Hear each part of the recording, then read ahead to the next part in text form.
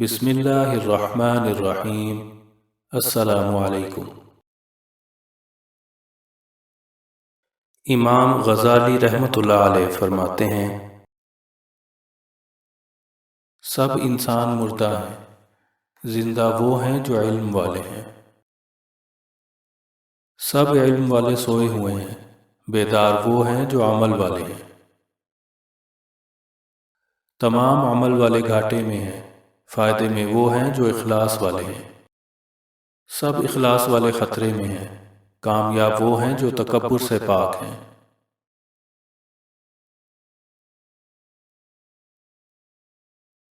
امام غزالی نے اپنے بیٹے کو نصیحت کی کہ بیٹا، دنیا میں ایمان کے بعد اگر کوئی چیز ڈھونڈنا ہو تو اچھا دوست ڈھونڈنا، کیونکہ اچھا دوست ایسے درخت کی مانند ہے جو سایہ بھی دے گا اور پھل بھی۔